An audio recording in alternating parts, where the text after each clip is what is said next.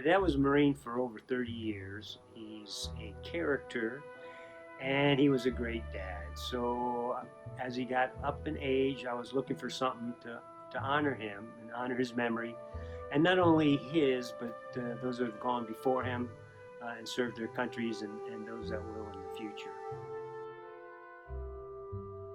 I approached Timothy and said, hey, do you think you could put together a requiem for me? In fact, I have a title for it, and I'd like to call it Requiem for a Warrior.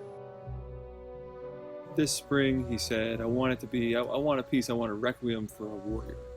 He said, and not just for my dad, but for all warriors. So I was thinking about that, and I realized there was a piece that I had written that was a sort of requiem for a warrior. It was a piece for violin, viola, cello, and piano.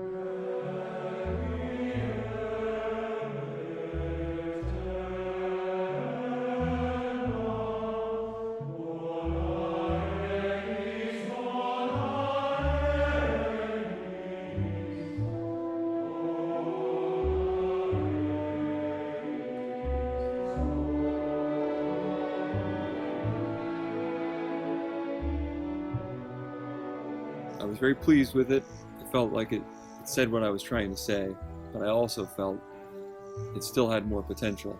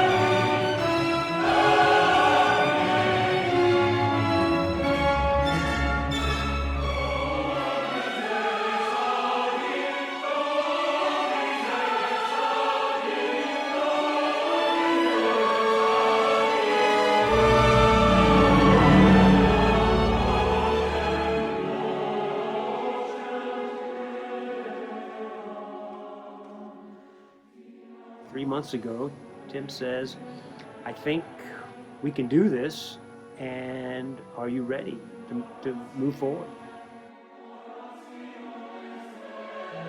I went to a friend of mine, Jeff Newberger, the conductor, and asked him what kind of forces would we be looking at here? What would it take to make this happen?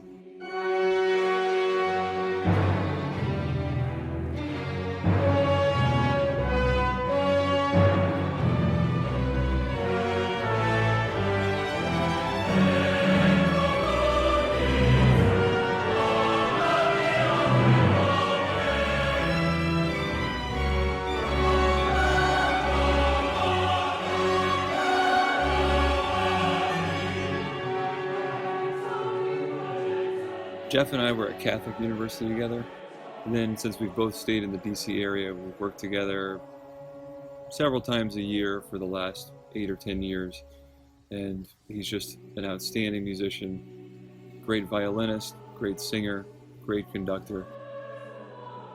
When I asked Tim to put this together, I had no idea and no expectations on what the results would be. And I really didn't want to give him any direction.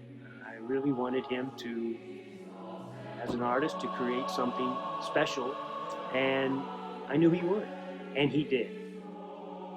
You want a piece to have an arc where it sort of it opens and then it builds tension and then it resolves. And so I chose 3 texts from the Requiem Mass: the opening, the introit, eternal rest granted to them, O Lord. And then the middle movement is the De Profundis, which is Psalm 130, out of the depths I have cried to you, O Lord. And that's sort of the crisis movement. And then the resolution movement is the final, the hymn that we sing to them in paradise.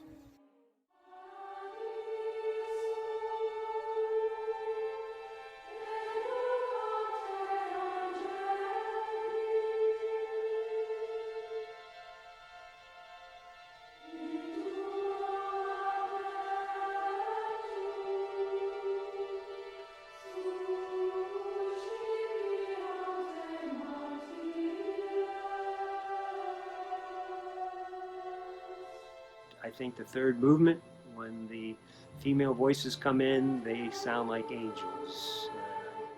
And in my mind, my interpretation, escorting the warriors off to heaven and comforting those who are left behind.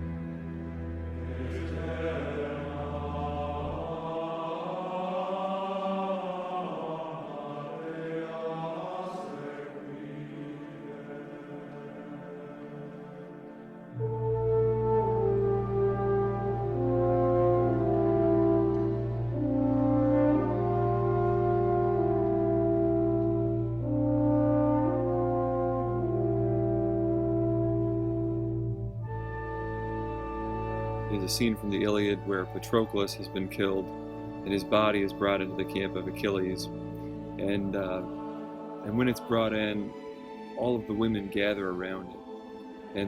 And they're all singing sort of the elegy. They're singing the song at the death of this warrior. And it says each, they're singing for Patroclus, but it says each calling up from within her heart her own private griefs.